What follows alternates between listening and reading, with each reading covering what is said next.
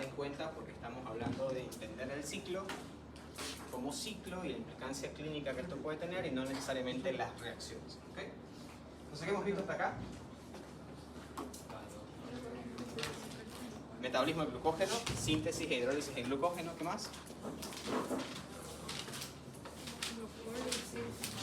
Glucólisis, ¿verdad? Básicamente la lisis de la glucosa. Partíamos de glucosa y terminábamos en ¿qué? ¿Se acuerdan? Piruvato o lactato si hay baja concentración de oxígeno, ¿verdad? Ahora, ¿ese proceso me generaba energía o no? Sí. ¿Cuántas moléculas de ATP se acuerdan? 2 por Netas, ¿verdad? Netas son 2. ¿Cuántas genera en total? 4. Pero se gastan 2, así que tenemos un gasto neto, perdón, una ganancia neta de 2 moléculas. Se gastan 4, se consumen 2, por lo tanto me quedan 2 a favor. Diríamos que la glucólisis entonces es una vía de síntesis de energía. No. No si la glucólisis termina en piruvato lactato. Me produjo 2 ATP, si está bien, pero yo no puedo depender de la glucólisis para sintetizar energía. La glucólisis me va a generar piruvato, ese piruvato va a pasar a otra cosa, que lo vemos hoy. Esa otra cosa entra a un ciclo, conocido como el ciclo del ácido cítrico, que alimenta a otra cosa, que pasa a una cadena respiratoria, que ya vimos, y luego una fosforilación oxidativa, y ahí es la máquina de síntesis de ATP. Estos son ATP adicionales que se están generando. Entonces, no necesariamente es la vía de síntesis de energía. ¿Sí se puede generar ATP? Seguro que sí. Pero no es la vía que va a decir, quiero hacer glucólisis y terminar en piruvato o lactato y que ahí acabe en síntesis energética. Eso tiene que continuar. Entonces, como la glucólisis terminaba en piruvato y este piruvato podría pasar al lactato, en el caso que el piruvato se mantenga como piruvato, se va a descarboxilar. Y este proceso es una vía metabólica y no una reacción metabólica necesariamente, conocida como la vía de la descarboxilación del piruvato. Si digo descarboxilación del piruvato, ¿qué me estoy refiriendo? Que el piruvato está perdiendo carbono, ¿verdad? Y lo pierde en este caso a través de la eliminación de una molécula de dióxido de carbono.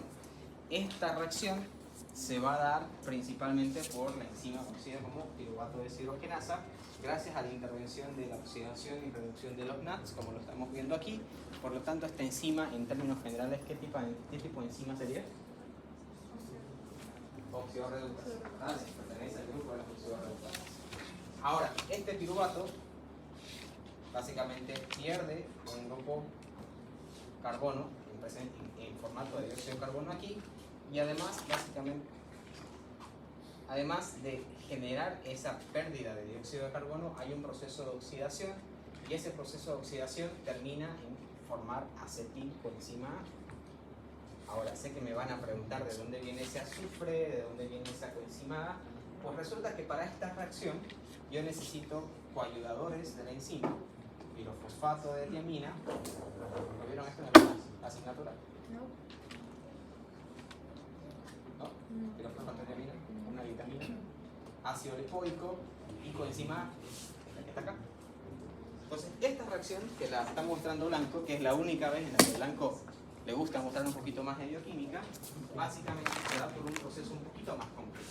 Entonces, no necesariamente la descarboxilación del piruvato es esa reacción que vimos. Esta es la descarboxilación del piruvato. ¿Okay? Entonces, entra el piruvato que va a reaccionar con el pirofosfato de tiamina, que es una vitamina, y empieza a generar un proceso bastante complejo de reacciones, como pueden ver. No es la reacción simple que les mostré hace rato. Esa reacción simple es como inicio y como culmina. Esta es la reacción completa. Entonces, esta reacción completa se va a dar por, de nuevo, la llamamos a la enzima piruvato deshidrogenasa, pero no necesariamente es una enzima la que hace esa reacción. Aquí tenemos 1, 2, 3 enzimas. A estas se las conoce como complejo multienzimático. La diferencia entre una enzima y un complejo multienzimático es que la única enzima va a ser una reacción. Un complejo multienzimático básicamente va a ser la misma, son 3 enzimas en este caso que están formando un complejo. Esta enzima se codifica en una región del ADN, esta otra en otra región de manera independiente y esta otra en otra región. Cada una se sintetiza de una manera independiente. El cómo lo verán en biología molecular, pero una vez ya están sintetizadas las 3 enzimas de manera independiente, se unen para formar un complejo, pero son 3 enzimas diferentes. Al complejo de la enzima yo la voy a llamar piruvato deshidrogenasa, porque estoy haciendo un proceso de oxidorreducción y descarboxilación del piruvato, pero de nuevo gracias a estas 3 enzimas. Si las clasificara cada una de las 3 de manera separada, tendría primero una descarboxilación, una transacetalación y luego la deshidrogenación al final. El conjunto de los 3 me da la deshidrogenación del piruvato, que de nuevo involucra un montón de procesos más complejos que los estamos viendo ahí. Estas enzimas van a requerir 5 coenzimas. Tenemos al pirofosfato de tiamina, tenemos al ácido lipoico, la coenzima A y el NAT y el FAS, porque hablamos de oxidorreducción. Esta parte es importante que la tomemos en cuenta. Si vemos la reacción completa, el pirofosfato de tiamina es parte de la reacción, ¿verdad? Ingresa al inicio con el piruvato. Básicamente estamos viendo de que todo este fosfato, toda esta parte de la tiamina, que es la que estamos mostrando aquí, lo demás no se lo muestra en la figura porque es más complejo, donde ingresa el piruvato, luego se descarboxila. El tema es que luego este mismo elemento sale y toda la molécula del ácido lipoico es la que va a ingresar, y al final del producto tengo la acetilcoenzima A. Ahora, la diferencia, y esto quiero que quede un poquito claro, cuando hablamos de magnesio, por ejemplo, en una reacción enzimática, el magnesio no es parte de la reacción, ¿verdad? No está ni en los sustratos ni en los productos, es un cofactor. Estos son coenzimas, no son cofactores. Entonces sí son parte de la reacción. No serán parte necesariamente del sustrato y del producto, como a mí me gustaría verlo en una reacción A, B, C, D, pero son coenzimas que van a ayudar a la enzima a hacer su función. Y eso es básicamente lo que habíamos visto con el NAT y el FAT, ¿verdad? Si yo quiero deshidrogenar el piruvato, para poder deshidrogenarlo hay que hacer un proceso de oxidación, ¿verdad? Para poder oxidar el piruvato, ¿qué necesito? Alguien que se reduzca, sí o sí. Por eso es una coenzima, alguien que ayuda a la enzima a hacer su función. Entonces, si yo quiero, por ejemplo, ponerle un grupo fosfato a la glucosa, necesito a alguien que me dé el grupo fosfato. Entonces, básicamente ahí hablamos de un proceso, si quieren llamarlo coenzimático, que no es el caso con el ATP. Pero aquí básicamente a lo que me voy es, estos elementos no son parte necesariamente de este metabolismo como lo estamos estudiando, pero son elementos químicos que van a intervenir en toda esta reacción, que van a ayudar a que primero se descarboxile, luego se deshidrogene, etc., para que al final me dé el producto que habíamos visto en la reacción inicial. Partimos con piruvato y terminamos en acetilcoenzima A. La coenzima A viene justamente porque la coenzima A es un cofactor y el grupo acetilo viene de todo este proceso de descarboxilación que ha venido sufriendo el piruvato. Terminamos con ese elemento. ¿Preguntas? Las coenzimas entonces son parte del proceso, o sea, llegarían a ser como parte del proceso. Las coenzimas, si lo vemos desde un punto de vista netamente de reacción, las coenzimas van a ser parte de la reacción, son parte de la reacción, a diferencia de los cofactores como el magnesio. Sí son parte de la reacción, pero se las conoce como coenzimas, porque a mí no, o sea, a la reacción como tal, no le interesa el ácido lipoico y tampoco le interesa el fosfato de tiamina. Lo estoy utilizando como que un intermediario de, ¿sabes qué? Voy a sacar todos los ácidos carboxílicos del piruvato, te los voy a poner aquí porque no tengo dónde colocarlos, guárdamelos, y luego que ya los tenés, los voy a deshidrogenar. Entonces es como que ayuda a que la reacción se dé, son parte de las reacciones intermediarias, que sin eso no se puede dar, porque básicamente es, si tuviéramos que ver las reacciones anteriores paso a paso, se dan cuenta, no se va a dar la reacción si no está el pirofosfato de tiamina. No porque este esté activando o inhibiendo la enzima, es porque es parte de la reacción. Y se va a tener que convertir luego en otro producto y luego después necesita el ácido lipoico. Si no hay el ácido lipoico tampoco se va a dar la reacción. Se dan cuenta, es parte de la reacción. Son intermediarios de la reacción, que lo estamos tomando aquí como coenzimas porque ninguno de esos es de interés del metabolismo. Solamente me ayudan a que se dé la reacción como quiero que se dé.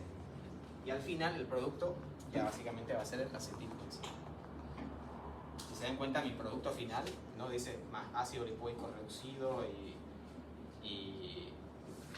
pirofosfato de tiamina carboxilado. salen y luego entran a otro proceso de degradación por otras enzimas que les permiten volver y bueno, continúa el proceso metabólico. Pero aquí, a diferencia de los cofactores, estas coenzimas sí son parte de la reacción. ¿Y si o sí necesitamos las 5 para que el proceso se dé? Sí, si no, el proceso se va. Es que nosotros, de nuevo, por eso es que blanco no es la mejor opción para estudiar bioquímica, porque blanco les muestra esto, ¿no es? Pero no les muestra todo lo que tuvo que pasar para que se genere la acetilcoenzima. Entonces, si no tengo uno de los 5, no se va a dar una de esas reacciones intermediarias, por lo tanto se bloquea todo el paso y no llegamos a acetilcoenzima. Entonces necesito los 5.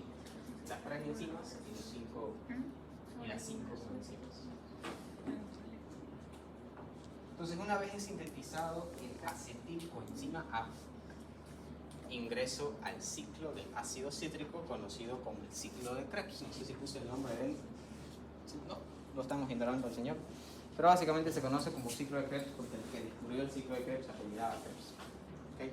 Olvidé el nombre.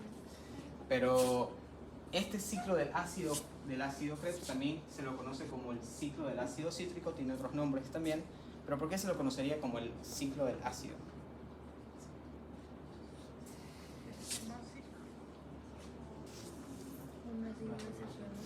Si dice ciclo del ácido cítrico, la parte de ácido o ácido carboxílico es lo que me importa. Tendría que haber algunas reacciones con carácter ácido, por ejemplo, ¿verdad?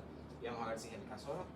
Pero el precursor del ciclo de Krebs es la acetilcoenzima A, también conocida como acetato activo. Para que sea acetato derivado de qué? Si es fosfato derivado de ácido fosfórico, si es nitrato derivado del ácido nítrico, y si es clorato derivado del ácido, y si es acetato del ácido acético. Entonces sí venía de un ácido, básicamente. Entonces este acetato se lo considera como acetato activo porque está ligado a la coenzima A, por eso está activado. Es el precursor de este de este ciclo de Krebs. Entonces, la pregunta que hacía al inicio, la glucólisis va a generar energía, bueno, 2 moléculas de ATP, pero después de eso me va a dar a través de la descarboxilación del piruvato, una acetilcoenzima A. Esa acetilcoenzima A va a ingresar a este proceso que vamos a ver reacción por reacción, no se preocupen, y este proceso me va a empezar a generar NADS oxidados no reducidos. Estos NADS oxidados no reducidos son los que después van a empezar a alimentar, ¿qué? ¿Se acuerdan? La cadena respiratoria, que es la que luego va a producir energía en la fosforilación oxidativa. Y esa sí va a producir muchos más ATPs de lo que podría producir la glucólisis por sí sola. ¿Okay? ¿Preguntas hasta acá?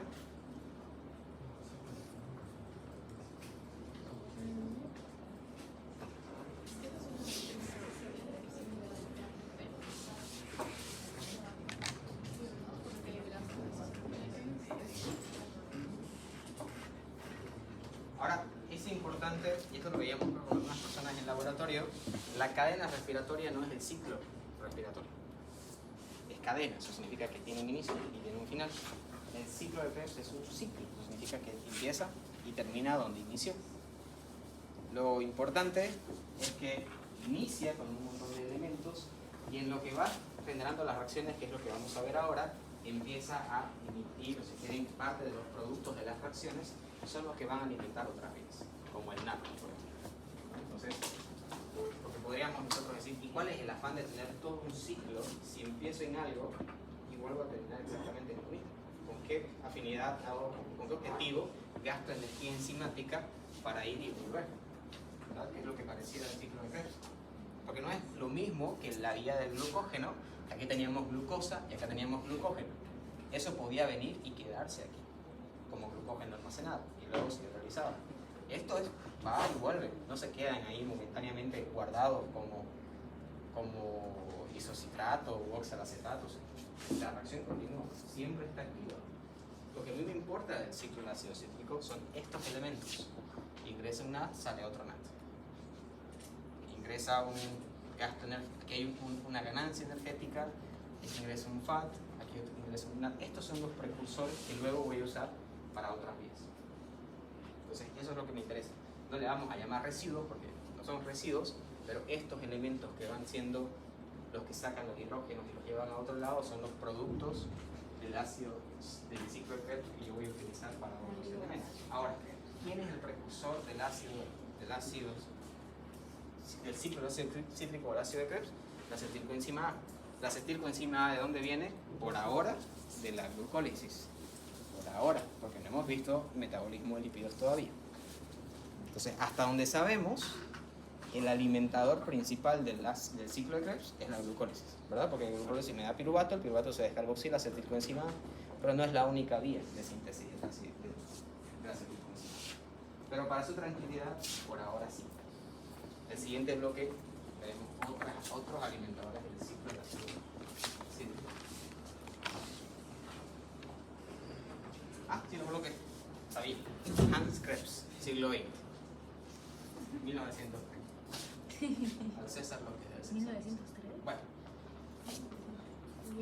Todas las reacciones del ciclo de Krebs, como les dije, lo importante de todo esto, y esto desde el punto de vista de la memoria, el producto de una reacción va a ser el sustrato de la siguiente, así que no se tienen que aprender muchas cosas a la vez, ¿verdad? Es una cadenita, perdón, es un ciclo que va y alimenta una cosa a la otra. La primera reacción va a ser la formación del ácido cítrico, por eso se llama ciclo del ácido cítrico. ¿Y se va a formar gracias a qué? A la presencia de la acetilcoenzima A. La acetilcoenzima A, a través de la citrato sintasa, va a reaccionar con la oxalacetato y básicamente a través de una hidratación me va a dar como producto el citrato. Pero ahí dice ácido cítrico. ¿Cuál es la diferencia? Y el de hidrógeno.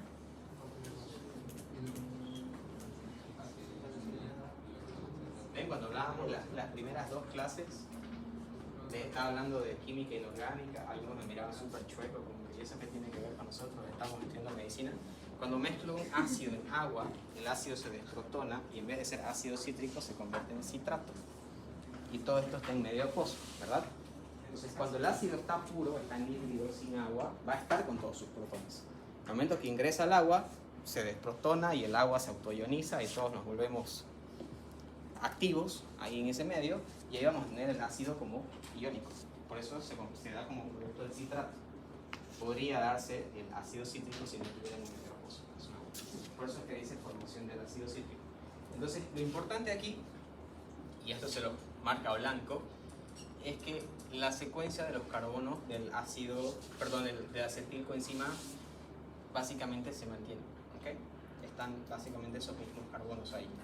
Solamente que la molécula tiene un reordenamiento y ese reordenamiento hace de que se genere una ruptura de la coenzima A y el grupo, básicamente el grupo acetilo, el que ingresa, y la coenzima A sale y sale con su azufre y bueno, con un proceso de oxidación también. El producto que me interesa aquí, ¿cuál es? El citrato. La pregunta es, ¿y esta coenzima A dónde irá? Transportar los electrones. Hacer el sustrato de la pieza.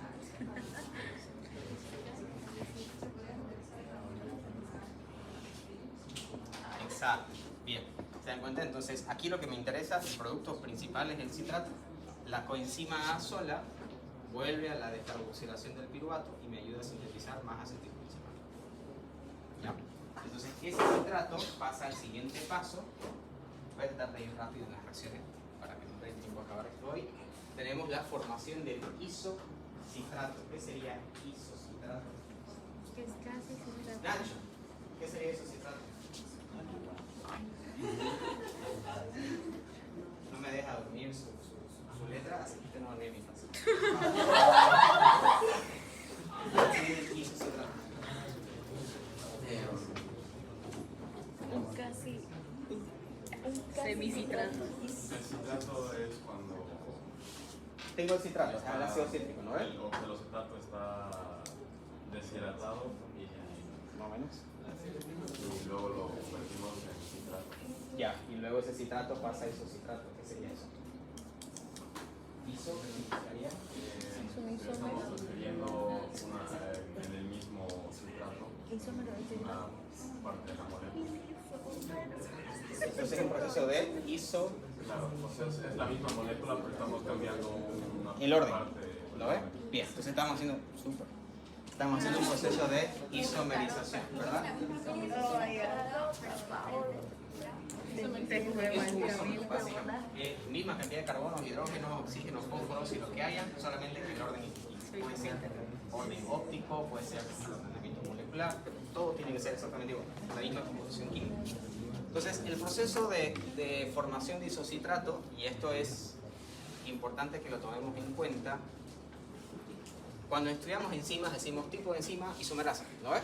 Entonces la isomerasa, ¿qué sería? Lo agarro al D y lo muevo y lo convierto en L, una opción. O el hidrógeno de arriba lo coloco abajo, sigue siendo la misma molécula, ¿no ves? Bueno, no necesariamente la misma, pero la misma composición.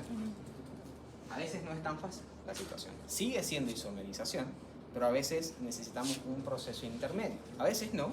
A veces la misma enzima puede hacer todo el proceso de reagrupamiento y a veces no es el caso. Y aquí es uno de esos ejemplos. El citrato ingresa y lo primero que va a pasar es la deshidratación del citrato. Esa deshidratación del citrato me va a dar como producto intermedio el... ¿Qué dice acá? El cisaconidato. Ese cisaconidato no es el producto del ciclo del ácido cítrico. Ese cisaconidato luego va a volver a ser hidratado para recién convertirse en isocitrato. ¿Qué está pasando aquí? Una enzima le quita el agua y otra enzima se lo vuelve a colocar, pero no necesariamente en el mismo lugar, ¿verdad? Entonces la isomerización aquí se está dando gracias a la hidratación y deshidratación en dos reacciones. Entonces, esto es un proceso diatámico. No entra como hidrólisis porque... No entra, buena pregunta. ¿Por qué no entraría? ¿Por qué no la consideraríamos hidrólisis a esta situación, a esta reacción? ¿Cuál sería la hidrólisis? ¿Esta o esta? Si pudiera ser. ¿Cuál? La abajo, ¿lo ves? Podríamos pensar que es la agua porque ingresa el agua. Pero ¿por qué no sería necesariamente una hidrólisis aquí? Porque no son dos moléculas. Perfecto, porque la hidrólisis es ruptura de molécula por presencia de agua.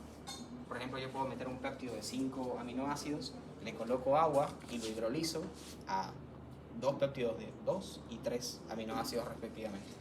Entonces, hidrólisis sería cuando yo rompo una molécula, como dice su compañero, y termino con 2, 3, la cantidad que sea, gracias a la presencia del agua. Hay hidrólisis independientes de agua. Entonces, aquí básicamente estoy deshidratando e hidratando la molécula, la misma molécula de agua que saco, la misma molécula de agua la voy a introducir, solamente que la introduzco en un carbono completamente distinto. Y con eso tengo el mismo citrato, solamente que con un reordenamiento distinto. El siguiente paso se conoce como oxidación del isocitrato. Entonces, ese isocitrato, que sigue siendo el citrato anterior, pero con una reagrupación pequeña a nivel de la molécula de agua, ahora se va a oxidar. ¿Oxidar era igual a qué? Pérdida de electrones. Y esa pérdida de electrones se da... ¿Quién se lo lleva los electrones? no, que se reduce. El hidrógeno, ¿verdad? Entonces, la oxidación es pérdida de electrones a través de la deshidrogenación. Los electrones no se van solos, se van a ir cargados, si quieren verlo así, con hidrógeno. Cada hidrógeno va a cargar un par de electrones. Entonces, si hablo de oxidación del isocitrato, entonces estoy hablando de deshidrogenación del isocitrato. El tipo de enzima que cataliza esto no es una deshidrogenasa, es una oxidorreductasa. Es la clasificación. ¿Ya? Deshidrogenasa es un nombre coloquial que le damos a la enzima, porque deshidrogena. Pero el nombre de clasificación es conocido como oxidorreducción. Entonces, este proceso de oxidorreducción básicamente es eliminación de hidrógenos del isocitrato y se los va a llevar al... Y aquí es el punto. Si bien el que lo saca es el hidrógeno, quieren verlo así, salen los electrones con hidrógeno, no salen solos, alguien tiene que recibir esos hidrógenos. Y quien recibe esos hidrógenos, en este caso, es la coenzima NAT. Esa coenzima NAT va a recibir los hidrógenos, primero se satura, pero como salen dos hidrógenos, sale el hidrógeno extra. ¿Ya? Entonces, esta es una reacción básicamente de óxido-reducción.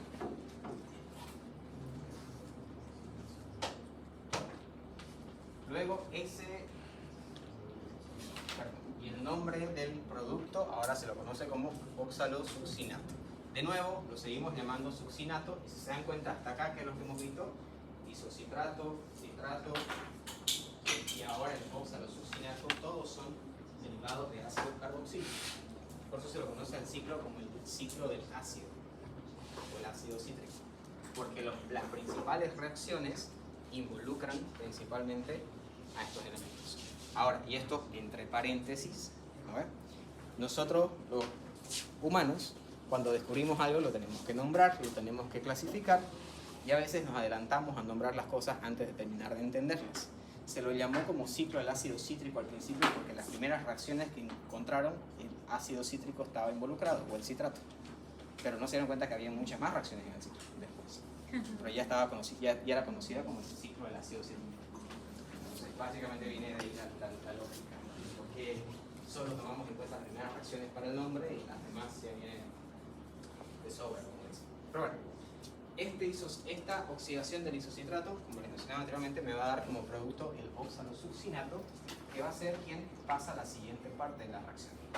Punto importante de esta reacción, además de tener un proceso de regulación importante, ya estamos empezando, y esto por lo general para todo lo que hemos visto, estas coenzimas no las tomamos mucho en cuenta, ¿verdad? Porque para la glucólisis se utiliza un ATP, se gasta otro ATP, hay un NAD involucrado que no lo tomamos en cuenta, ¿verdad?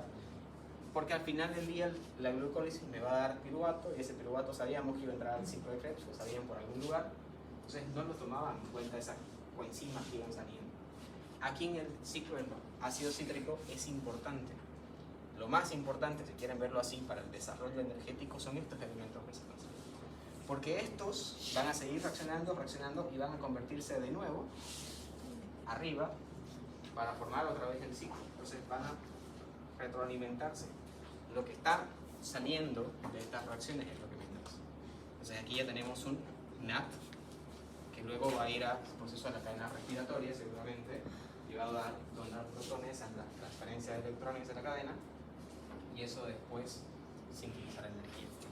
Ahora, ese oxalosuccinato luego es descarboxilado y se convierte en alfa cetodurasa. Seguimos con un derivado de un ácido carboxílico, y esto se va a dar gracias a la presencia de una enzima, ¿sí se llama? La isocitrato deshidrogenasa. Y lo importante de esta enzima, que no lo hemos visto en las enzimas anteriores, es que esta enzima depende de la presencia del magnesio o el manganeso, como cofactor, no como coenzima, ¿verdad? Porque no es que el magnesio haya estado presente en el oxalosuccinato o haya entrado como magnesio más 2 y salido como magnesio más 1. Está entrando, es parte de no es parte de la reacción, pero es parte. Por lo general, estos elementos de magnesio y manganeso, estos cofactores, ayudan a que se plegue la molécula del sitio activo. Es como una piecita extra que permite el acoplamiento y la formación del complejo enzima-sustrato. Por lo general funciona de esa manera. Pero no es que el magnesio luego sale unido al producto. Simplemente ayuda a que se dé la reacción.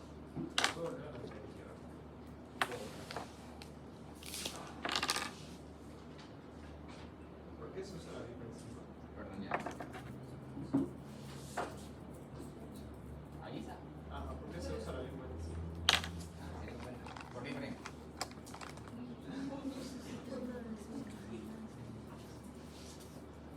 ¿Cuál era la anterior reacción que hacía?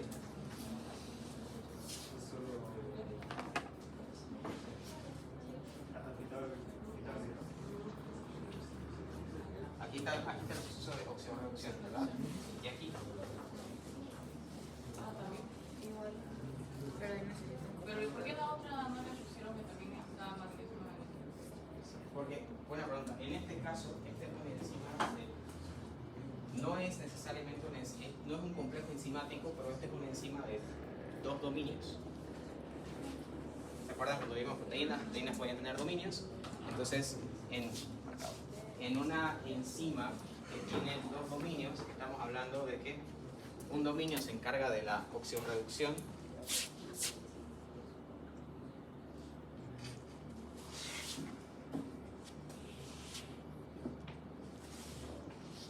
Entonces, este es el terminal N de la proteína.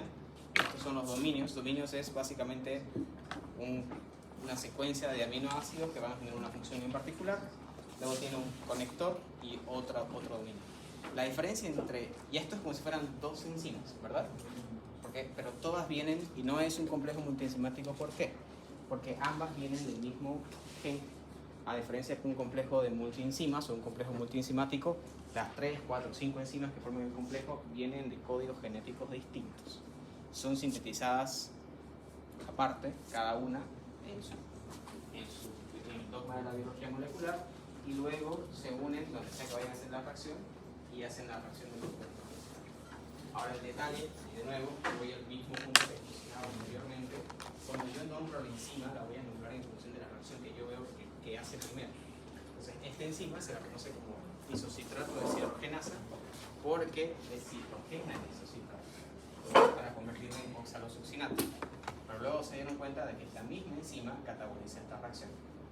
Y para catabolizar esta reacción, básicamente, no la vamos a volver a nombrar, se mantiene el mismo nombre porque ya se lo había registrado al inicio, pero nos damos cuenta que para esta reacción como tal sí necesitamos la presencia de los cofactores, pero no era necesario para la reacción anterior. Sí. O sea, que el cuerpo decidió que en el primer caso iba a activar el dominio 1, que no necesitaba el factor, y en el otro decidió desarrollar el 2, que sí lo necesitaba.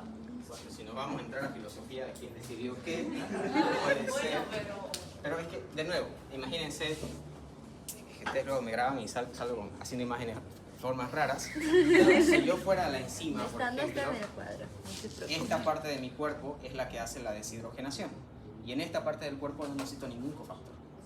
Entonces aquí entra el isocitrato y sale como oxalosuccinato, ¿verdad? Luego en esta otra parte de la misma enzima está el sitio activo que va a hacer la descarboxilación del oxalosuccinato que acaba de salir. Pero aquí sí necesita el cofactor. ¿Por qué aquí sí y aquí no? Pregúntenle al creador. Pero básicamente cuando los investigadores e investigadoras descubrieron esta enzima, le dieron el nombre en función a la primera reacción que vieron que catabolizaba. Luego, después de otros estudios, se dan cuenta de que es la misma enzima que hace ambas funciones, pero ya está bautizada. Es como cuando nosotros nacemos, nuestros padres nos dan un nombre y luego decían, no había tenido cara de Brandon, parecía más Diego, pero ya fue registrado como Brandon, ¿no? Entonces, básicamente es algo así. Entonces, acá lo importante es que tomemos en cuenta que aquí necesitamos los cofactores, pero otra cosa que no se están dando cuenta es la presencia de deshidrogenación. Entonces, aquí no estoy hablando de una deshidrogenación, sino por lo opuesto, esto es deshidrogenación. ¿Ya? Y otro elemento importante del ciclo del ácido cítrico en esta reacción es ese dióxido de carbono. Entonces, estoy liberando un dióxido de carbono en este proceso de reacción. ¿Sí? ¿Y cómo se puede poner la primera oxalosuccinato para que después haga el alfa? Es un tema, y eso ya lo hemos visto en enzimas, es un tema de afinidad. Están los dos sitios activos abiertos y este es solamente sensible para el isocitrato y puede venir el oxalosuccinato y no va a ingresar. Solo entra quien debe ingresar porque ahí es afinidad, la llave de cerradura, si quieren llamarlo, y cuando sale el oxalosuccinato, este no puede ingresar acá porque no es su sustrato, no es su sitio activo y ingresa al otro lado.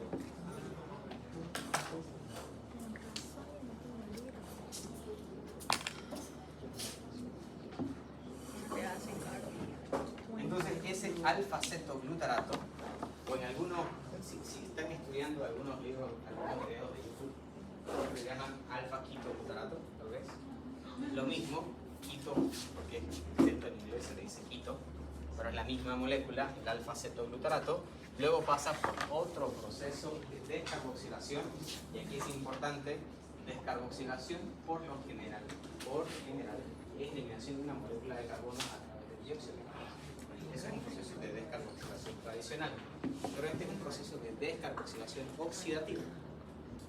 Entonces, ¿qué significa? Si es un proceso de descarboxilación oxidativa, sale el dióxido de carbono, por eso se descarboxila, pero además hay un proceso de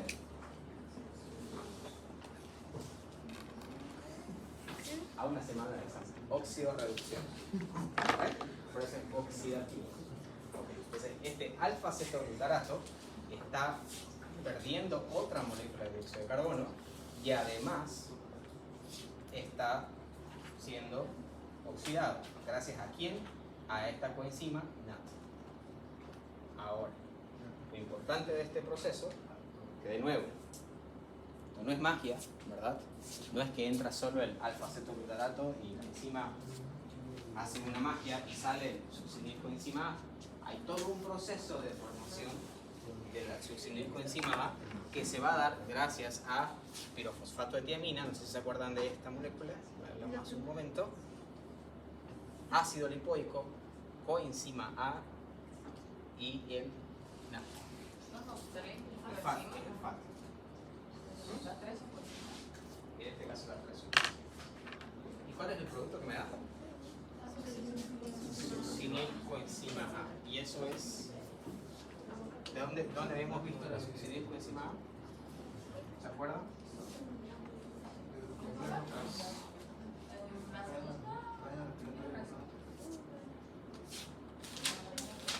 Ya, ok, interviene en la molécula, pero ¿qué es lo importante aquí? Que ya estamos viendo de nuevo la presencia de la coenzima A. Como esto lo estamos viendo lineal, no lo podemos percibir, pero básicamente ya estamos entrando a cerrar el ciclo. ¿Ya? Otra cosa importante, pérdida de dióxido de carbono, o sea, liberamos una molécula de dióxido de carbono y estamos liberando otro. Estos van a ir luego a alimentar la cadena respiratoria. Esa succinilcoenzima A luego va a formar el succinato. El succinato, básicamente, por la succinato teoquinasa, y esto es importante, por favor, tenemos la succinil y la coenzima A está unido a la succinil gracias a un puente de azufre altamente energético. A ver, eso. En el primer paso igual había un puente, ese mismo Es el que enlace. se formó. Ajá. En el proceso de la formación de la succinilcoenzima A se genera esta unión. La coenzima A ingresa al succinil gracias a ese enlace. No, en el primero, lo primero que vimos de la descarboxilación del piruvato igual había un enlace al... ¿Se acuerdan que habíamos dicho que esa forma de escribir un enlace significa que es un enlace altamente energético? Entonces, bueno, este enlace altamente energético, cuando pasa por la formación del succinato, ¿quién está entrando aquí?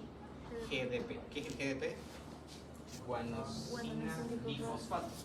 Es como un ATP, pero en vez de adenina tiene guanina, es otro ácido nucleico. Habíamos visto ahora que la gran molécula energética es ATP, pero no es la única. Podemos tener TTP con tiamina, GTP con guanina o CTP con citosina. ¿Va a entenderla? Bueno, gracias. Entonces aquí no es el ATP que está recibiendo el fosfato, es el GTP. Entonces tiene dos fósforos en lugar de 3. Es como si fuera un ATP, ¿ok? Es la misma, imaginemos que aquí fuera un ATP, entonces aquí entra un ADP y sale como ATP. Es la misma lógica, exactamente la misma, solamente que aquí es guanosina en vez de adenina. Pero esta reacción se da gracias a ¿qué? A la presencia de un fósforo que también ingresa a la molécula, pero ¿de dónde viene la energía? Del enlace. Del enlace, ¿verdad? Entonces, ese es el punto. Para formar un GTP necesito dos cosas. Harta energía, muchísima energía y un fósforo. Bueno, y alguien que lo reciba, un GDP en este caso, ¿verdad? Entonces, la energía se libera aquí porque se hidroliza este enlace, el fósforo inorgánico está presente en el medio y la energía, alto nivel energético, más el fósforo inorgánico más un GDP, hace que se convierta en un GTP. Y luego me forma un succinato. Pero más allá de formar un succinato, me libera la coenzima A. Lo que nos importa es eso. ¿Cómo? Lo que nos importa es eso. Claro, aquí vendría la gran pregunta, ¿verdad? ¿Por qué tengo GTP y ese GTP me va a servir como un almacenamiento energético? La respuesta es sí, el GTP sirve como almacenamiento energético. Hay algunas enzimas que se las conoce como las GTPasas, que básicamente usan energía proveniente del GTP. Pero en este caso, como estamos hablando de metabolismo, la molécula estrella de la energía metabólica no es el GTP, es el ATP. Entonces, este GTP es fácilmente interconvertible en ATP. ¿Y por qué? Porque el fósforo que ingresó al GDP tiene el mismo nivel energético del fósforo que ingresa al ATP. Entonces, ese fósforo puede migrar entre ATPs y GTPs, básicamente. Esto es como si fuera algo muy similar a la autoionización del agua, ¿verdad? Entonces, esto es como una pequeña transferencia de energías entre los pequeños nucleótidos. Entonces, ese GTP que se produce ahí, básicamente es convertido o interconvertido en ATP. ¿Gracias a qué? A que el GTP reacciona con un ADP. Este que tiene un fósforo de más se lo da al ADP y este se queda como GDP, generando una molécula de ATP, y este GDP viene aquí y se genera otra vez. Sí.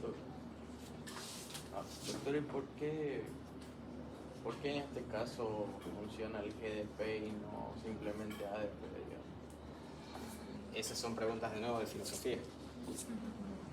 La enzima tiene afinidad para darle la molécula al GTP más que al ATP. El por qué necesariamente no sabemos. Pero esta enzima sí es dentro de esa subclasificación de las GTPases que son capaces de trabajar con el GTP pero no con el ATP. Se rompió el enlace del acetil-CoA acá, o sea, ya está separado del succinato. Sí, se rompe el enlace de acetil-CoA. O sea, no solo se rompió el enlace de alta energía, sino que también se salió, digamos, de Claro, se rompe el enlace y al romperse el enlace de alta energía se libera energía y la coenzima también queda libre. Entonces quedan como dos sustratos, digamos. Quedan dos sustratos, queda el succinato y la coenzima A, y como también ingresa un fósforo inorgánico del medio, esa energía es utilizada para introducir ese fósforo inorgánico a otro GDP que también está en el T. ¿Ya? Y el CoA se podría hacer solamente con un enlace simple y el S, es necesario poner el S y el H. Acá se podría escribir con un enlace simple para decir que al romper el enlace de alta energía solamente quedó un enlace simple O sea que en vez de que tenga este enlace, tengo un enlace simple. al otro lado. Al otro lado, aquí. Ajá, para escribirlo. Pero que no hay, porque si se da cuenta, se rompe el enlace, pero el azufre se mantiene. Aquí dice conectado. punto, significa que el CoA está unido a H y el CoA está unido a azufre. No es que el CoA está unido a S y S está unido a H. Entonces eso sería el CoA, aquí podemos escribir el azufre y aquí a la otra. Pero la coenzima A no está unida. La coenzima no está unida necesariamente al succinil. La coenzima está unida al succinil gracias al azufre. Se rompe el enlace coenzima azufre, entonces queda la coenzima A libre con su azufre suelto, si quieren verlo así. Ese azufre suelto reacciona con un hidrógeno, por eso se estabiliza, como lo vemos acá, El hidrógeno lo saca del medio.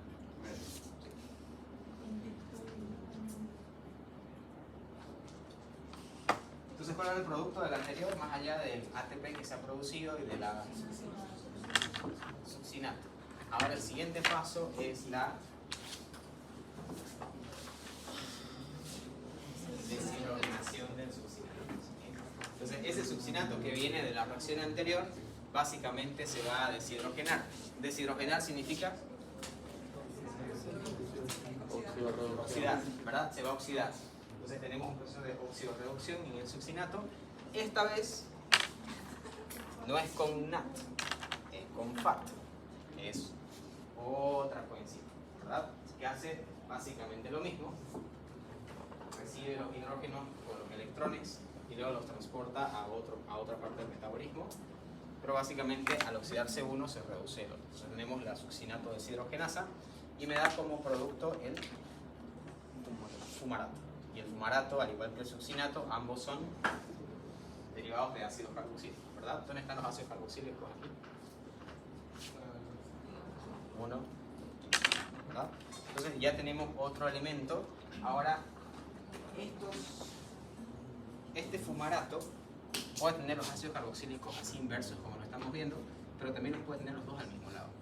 Entonces aquí tenemos un proceso de una posible isomerización. Podemos tener fumarato cis o fumarato trans, ¿verdad? Se podría generar los dos. In vitro, si yo esto lo hago en el laboratorio, en un vasito de precipitados con mis tubitos de ensayo, 50% de los productos van a ser cis y 50% de los productos van a ser trans. Por alguna razón de nuestra biología, esta enzima solamente produce el isómero trans, no produce los isómeros cis. Entonces aquí, si tuviéramos que escribir esta reacción, es imperativo que la escriban como trans, no como cis. Y cuando digo cis o trans, por si no recuerdan, me refiero a la disposición que tienen el hidrógeno. Aquí los hidrógenos están invertidos, por eso es trans. Cis sería que los hidrógenos estén en el mismo lugar. o a la izquierda o a la derecha, cualquiera de los dos. Esto lo vimos en ácidos grasos, ¿se acuerdan? Donde teníamos las insaturaciones y la molécula podía ser bien recta o podía ser media inclinada. Entonces este fumarato luego se hidrata. Hidratar el fumarato es agregarle una molécula de agua a través de la fumarato hidratasa, y esa hidratación, si se dan cuenta, ¿dónde va? ¿Qué? ¿Cómo? ¿Qué? ¿Qué pregunta? Lo importante de la hidratación del fumarato es que estos están unidos por una insaturación aquí, ¿verdad? Por eso les daba la posibilidad de ser cis-o-trans. Ahora aquí ya no están unidos por una insaturación. Eso es lo importante de la hidratación. Entonces hemos perdido esa capacidad de ser cis-o-trans, pero ahora, ya que no hay cis-o-trans, ahora ya tenemos carbonos quirales. Estos carbonos quirales van a poder ser D o L. Entonces aquí el predominante en biología, en nuestro cuerpo, es la configuración E.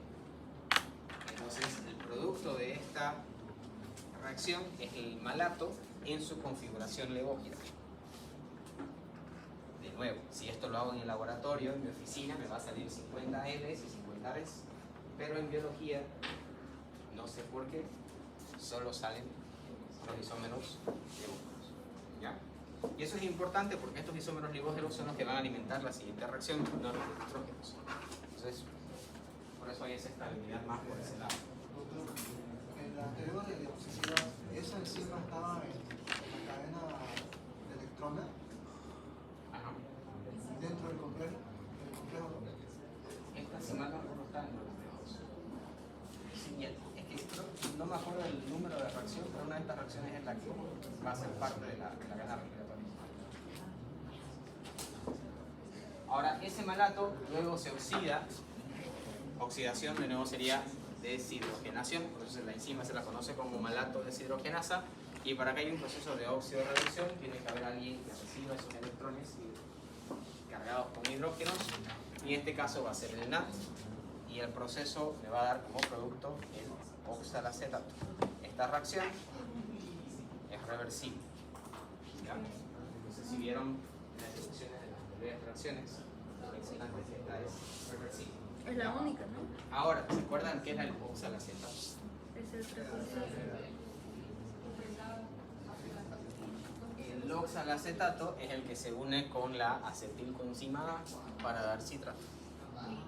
Entonces el ciclo se cerró, ¿verdad? Y de nuevo, si solamente tomara estos nombres, citrato, se forman isocitrato, etcétera, etcétera, etcétera, no hay una coherencia del ciclo, ¿verdad? ¿Cuál es el afán de hacer todas estas reacciones para volver a terminar en oxalacetato que reaccione con una acetilcoenzima A?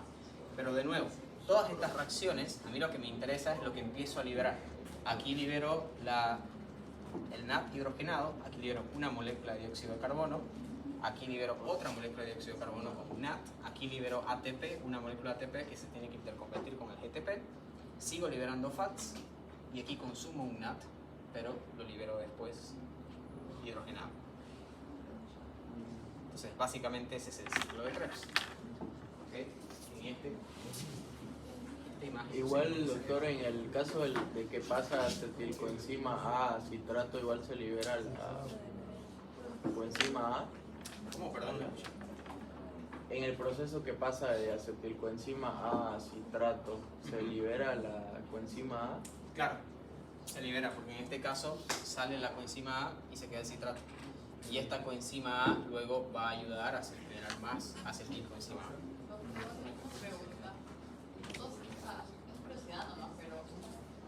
Durante toda nuestra vida usamos un oxalacetato. Wow. Aquí no tengo una oxalacetato. O sea, el que inició y luego se volvió y volvió y volvió. El mismo de siempre, pues no para que haga, ok, yo quiero otro y entró otro. No sé si entiendo a lo que se refiere, pero este es un ciclo de Krebs. En nuestra mitocondria tenemos cientos de ciclos de Krebs. Entonces no es solamente un ciclo para toda la mitocondria. Así como en la cadena respiratoria tenemos millones de complejos a lo largo de la matriz, de la membrana interna de la mitocondria que van a empezar a bombear proteínas. Aquí lo ven, la reacción se va a dar en una. Ya Pero por igual, para cada ciclo es uno solo. estos ciclos que vayan o muchos más que vayan de 3, siempre es el mismo. No hay una posibilidad de que yo diga, se libera el intercambio. Ah, ya, claro, para este ciclo va a tener que ser el mismo porque va a ir a volver. Si hay otros ciclos allá, cada uno tendrá su propio. En caso no. El ciclo siempre está activo, lo que está regulado es la velocidad del ciclo. ¿Qué tan rápido?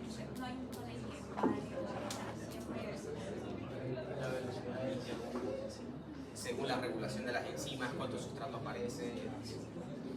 Si no se regenera el oxalacetato, entonces se tendría el ciclo. Claro, todo el ciclo se deshace.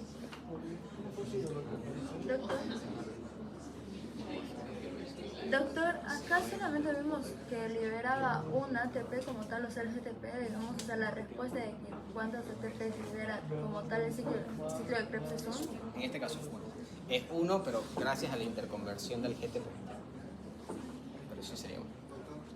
En algunas reacciones del ciclo se usan los fosfatos inorgánicos y sin presencia de estos básicamente no podemos generar ATP porque ese fosfato viene de algún lado. Entonces, esos fosfatos vienen de la ingerimos, de la dieta. Es una buena pregunta. En resumen, a grosso modo sí, va a venir de la dieta, pero no hay un punto que tenga que comer más fosfato o comer menos fosfato para aumentar o disminuir este ciclo. La cantidad de fosfato que va a estar ahí es básicamente, si quieren verlo así, la misma, pero esos fósforos inorgánicos que van a estar presentes capaz van a ser por deshidrogenación de glucosa, fosfato o glucosa, fosfato que quedan en el medio. O cuando simplemente hidrolizo ATP pero no uso el fosfato porque quiero la energía. Hay reacciones que hidrolizan el ATP, usan la energía y dejan el ADP y el fósforo inorgánicos en el medio.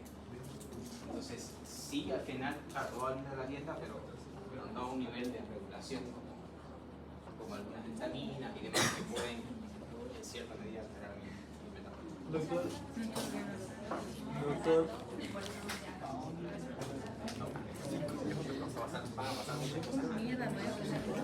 Recuerden, y esto lo están viendo en fisiología, ¿verdad? Ven que las concentraciones de fosfato están asociadas con las de calcio y estas están asociadas con las de magnesio. Cuando sube fosfato baja magnesio, etcétera, etcétera, ¿verdad? Es absorción, reabsorción. una consulta, tenemos que memorizarnos cómo funciona todas las reacciones. O sea, hablo de las reacciones particulares. O sea, aquí nada. Sí.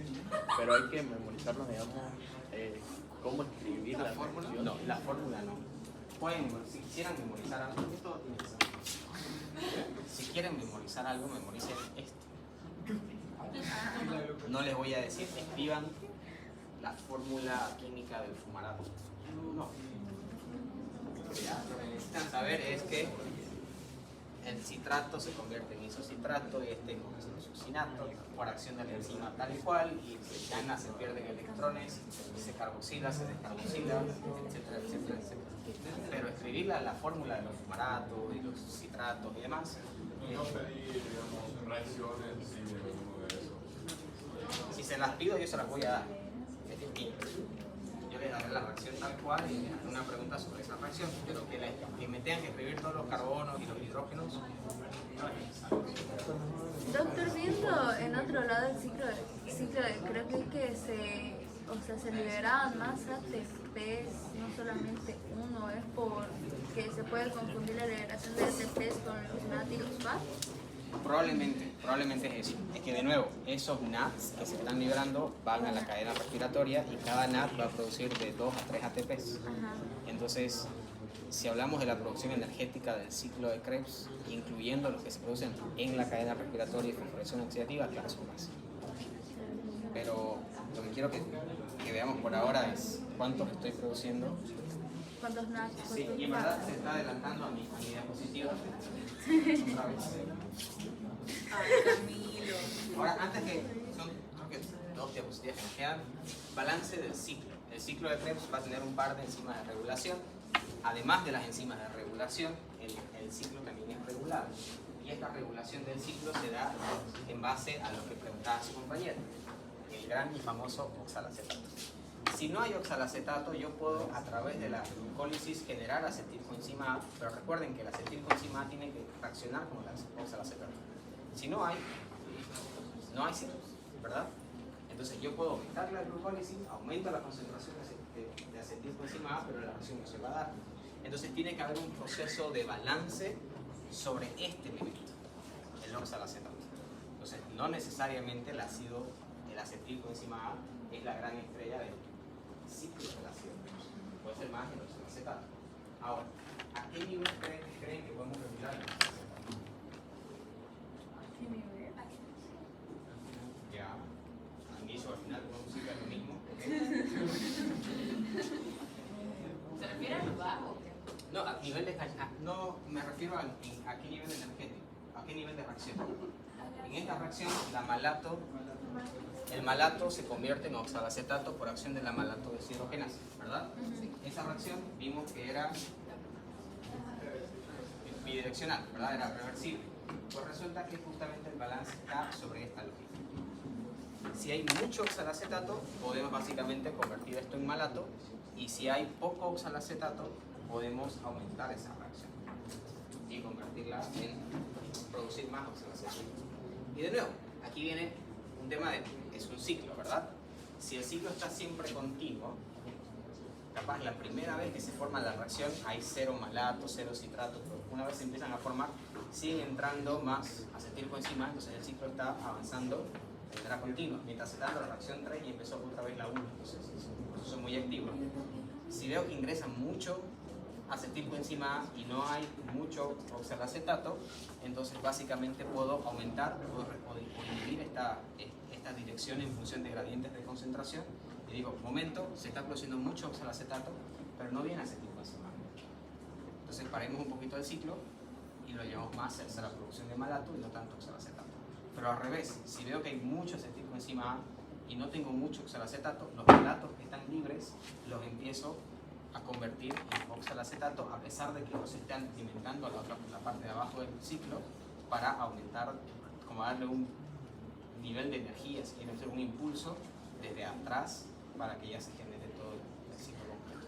Entonces el nivel se da a partir de esa reacción. Y el balance energético, que es lo que me preguntaba su compañera, no hemos producido necesariamente ni una sola molécula de ATP, ¿verdad? Hemos producido una de GDP que se convierte en ATP, pero después no hay otro nivel energético necesariamente. Pero sí hemos producido en estas reacciones NADS y FADS, que luego van a entrar a la cadena respiratoria y van a generar ciertas hidrogenaciones en la matriz que van a generar ATP en la ATP sintasa. Entonces el balance energético del ciclo de Krebs es 12 moléculas de ATP. Y eso se da de nuevo porque genera NADS hidrogenados o FADS hidrogenados, que estos son los que van a ir a la cadena respiratoria a hacer todo el proceso que ya vimos cuando empezamos el bloque. Para los cuales creo que ya están. O sea, los produce de una manera indirecta. De una manera indirecta. Si se dan cuenta, no es como que de glucógeno paso a glucosa y ahí esa glucosa es o que el ciclo de Krebs termine en una gran molécula de ATP. No. El ciclo de Krebs viene, continúa, pero todo ese proceso cíclico está produciendo estos elementos que luego, si se dan cuenta, van a empezar a alimentar dos hidrógenos a la cadena respiratoria para producción de ATP. Entonces aquí lo que me importa no es se puso mucho alfa-cetoglutarato, mucho citrato, isocitrato, sino los elementos propios de las coenzimas o los productos secundarios, como lo quieran llamar, de estas reacciones, que son los que me van a generar esas moléculas de ATP al final. Ahora, la regulación del oxalacetato se da principalmente a través del malato, pero no únicamente a través del malato. Yo puedo descarboxilar el piruvato y convertirlo en oxalacetato también. Entonces, en vez de que el piruvato pase a lactato, si hubiera deficiencia de oxígeno, y en vez de que el piruvato pase a acetilcoenzima A, yo descarboxilo el piruvato y en vez de alimentar esta vía, la puedo alimentar la vía del oxalacetato. ¿Eso lo puedo hacer en qué situación? Se generó muchísimo acetilcoenzima A porque está la glucólisis activada y está tan elevada, ¿verdad? Esta vía, de que se está produciendo la acetilcoenzima A, pero el oxalacetato no alcanza. como no alcanza, entonces ahora puedo activar esta vía accesoria y el piruvato oxidarlo en oxalacetato. Y es ahí donde el piruvato, que es la glucólisis, básicamente alimenta la misma vía por ambos lados, por el acetilcoenzima A y por el oxalacetato. Si lo puede hacer. Si no, esta enzima básicamente va a regular este proceso. Y de ahí. Es una descarboxilación del piruvato Es igual. una carboxilación. Carboxilación. Sí. ¿Qué es vía accesoria? Ah, esto. Piruvato a oxalacetato en vez de piruvato a acetilcoenzima. Es esta reacción. Entonces, en caso hay mucho acetilcolina. Eso es en el caso de que, de nuevo, la glucosa se hidroliza y genera mucha acetilcoenzima A, pero como la acetilcoenzima A necesita el oxalacetato para convertirse en citrato, entonces hay mucho de esto y poco de esto. Y esto crece demasiado, entonces básicamente ahora este piruvato se convierte en oxalacetato por carboxilación, y ahora este que ya estaba acumulado y este que se está empezando a formar por el piruvato dan el ciclo de Krebs. Es una manera de aumentar, si quiere empezar el acelerador al ciclo de Krebs para que vaya más rápido. Si va más rápido, estos se producen más rápido, y si estos se producen más rápido, entran a la cadena, más protonación, más ATP, y pueden usar esa energía en lo que sea que ustedes esperemos estudiar. ¿Ya? ¿Preguntas?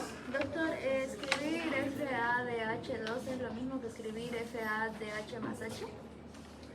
Como el NADH más H. Pregunta, muy buena. No. Sí, no. Esto significa que el hidrógeno extra ya está agregado al FAT. Cuando es más H no está agregado al, sino que es un hidrógeno que está ahí, si quieren verlo accesorio, pero no ha sido incorporado. Entonces no va a funcionar igual que el NADH más H. No necesariamente. Cuando está más H significa que ese hidrógeno puede o salirse al medio o entrar a otra vía, pero si hay otro proceso de oxidorreducción, lo primero que lo va a entregar es ese, como que vino de ya. Pero si ya está dentro de, está unido, y es más 2, claro, la única forma que se lo pierda es a través de un proceso de Pero igual puede entrar en la cadena. Claro. Y no sé si se acuerdan en química cuando vieron ácidos polipróticos. Bueno, un ácido poliprótico, por ejemplo, es el ácido fosfórico. ¿Cuántos? Sí, aquí. Entonces, ¿este cuántos tiene? 3. Entonces, este es un ácido porque puede donar protones, ¿no ves? Si yo lo desprotono, básicamente va a quedar en H2PO4 menos 1 más hidrógeno, ¿no ves? Este es un ácido, este es un fosfato diácido, que tiene 2 hidrógenos. Ahora, este elemento se lo conoce como poliprótico. ¿Por qué? Porque este solamente puede ser ácido porque solo puede donar protones, ¿no ves? Este puede donar y recibir protones, porque le falta uno, así que lo puede recibir, pero tiene 2 también, así que lo puede donar. Así que en esta situación, básicamente, es algo muy similar, no por un tema de acidez, sino por disponibilidad de hidrógenos que tenemos aquí. ¿Eso es poliprótico igual? No poliprótico porque eso es para ácidos, pero si no es la misma lógica, de que tiene FAT más, por ejemplo, NAD más H, y ya tengo los hidrógenos que necesito, pero si hay, las reacciones están mucho hacia este lado y me están queriendo dar más hidrógenos si no hay NADs reducidos, con este que ya está puedo recibir un par de hidrógenos, un par de electrones más, así que le ponemos más 2. O sea, podría ser FAT H2 más H. En lugar En más ese sentido. Pero siempre va a intentar mantenerse en ese grado.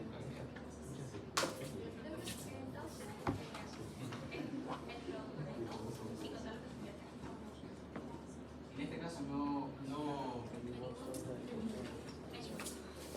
hemos usado ATP aquí.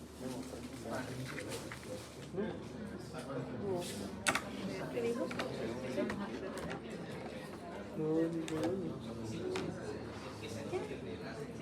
Ya llegaron. No, como GTP.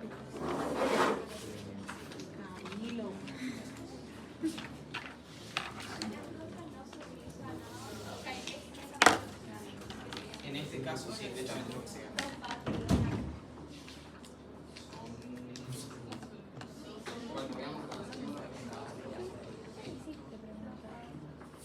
Tenemos 3 NAD y un FAT.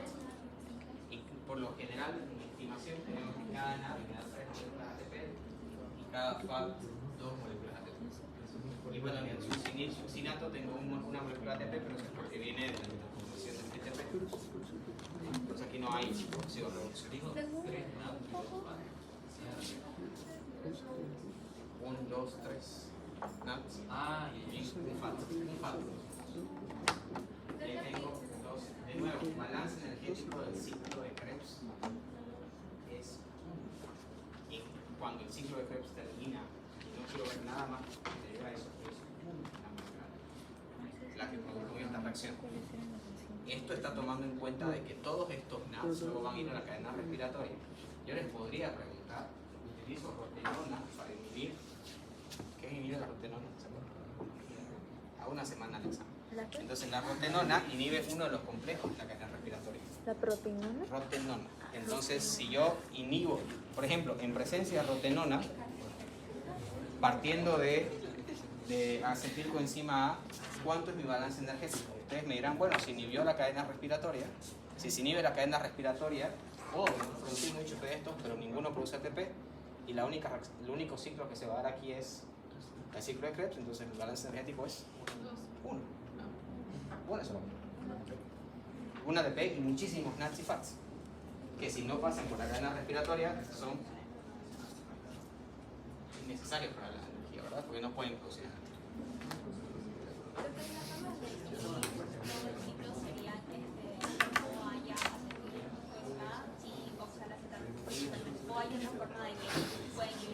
Es que dependiendo, todo, yo puedo inhibir esta reacción y se inhibe todo el ciclo.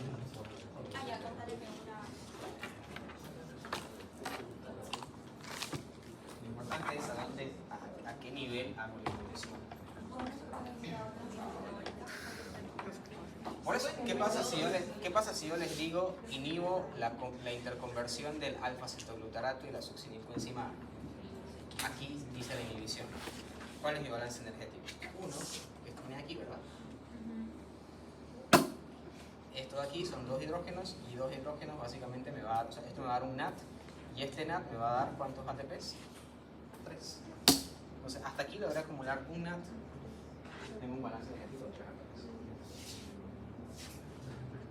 Vean dónde se hace la inhibición y previo a eso que se produjo y sobre eso sabrán el balance. ¿Okay?